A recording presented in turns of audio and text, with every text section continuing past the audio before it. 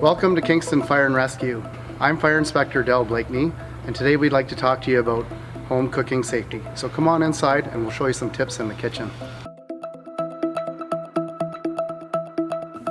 Cooking is one of the main causes of residential fires. In Ontario, we have 6,000 fires that happen in a house or an apartment each year, and about half of those, so 3,000 of those fires, are preventable fires that occur in the kitchen. So we wanted to take some time today with you to show you some common causes of these fires and some prevention tips to help prevent you from having a home fire.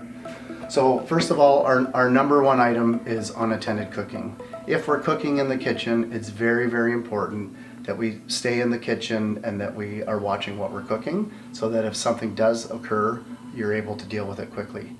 And some other items to consider, some of our common responses, if you will, is storing items in the oven. So sometimes if company's coming over, we see people will store dirty dishes to hide them in there, or one of the common infractions is when people take pizza boxes and they store those in the oven. So we definitely don't want to be storing pizza boxes in the oven because we tend to forget, and then when we turn on the oven, it starts on fire.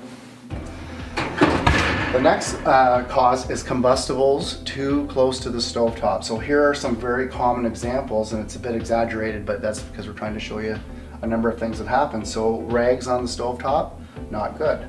Oil too close to the stove, also not good. Paper towel, very combustible. And then oven mitts is another common cause. And another one that we often see is cutting boards. When people put wooden or plastic cutting boards on the stove, they start on fire and melt. And then something that is not really common, but we have seen it a few times, so we want to share it with you, is often when people go out, they don't want their pets to get into the garbage, so they take their garbage can and they put it on top of the stove. So I'm aware of three fires that we've had from people putting garbage cans on top of their stove and leaving, and the stove's still warm and it's caught on fire. So please don't put garbage or any combustibles near the stovetop when you're cooking.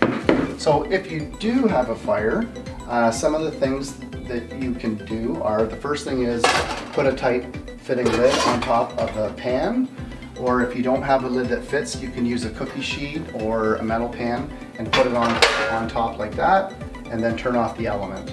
And if you've had a fire condition, then call 911. The fire department will come, we'll make sure that the fire is out, we'll remove smoke from the home and test the air quality to make sure it's safe for the occupants of the home.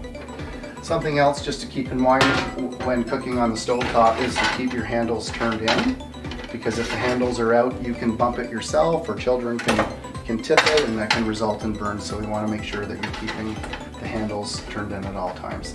So that's just a few fire safety items with the stove. And now we're going to move on to some other parts of the kitchen. Okay, let's have a look at the microwave. Microwave is a great alternative for some quick cooking. When you're using the microwave, you want to make sure that the time is correct. So when we run into issues, often people have put too much time, or maybe the person before them didn't clear the time. So for example, you might be wanting to do popcorn for 3 minutes and you've actually got it for 30 minutes. It's going to catch on fire. So just keep an eye on the time. Should you have a fire inside the microwave, leave the door shut. If it's safe to do so, unplug it, and then you would exit and call 911. I also want to take a minute just to talk about crock pots, because people often ask about crock pots, and it's unattended cooking sometimes. Is it safe? So I would say it's the safest option. Ideally, you're going to be home when you're using it. When you're using a crock pot, you don't want it to be underneath a cupboard. You want it to be on a non-combustible surface, and you want to make sure that there's a little bit of liquid in there.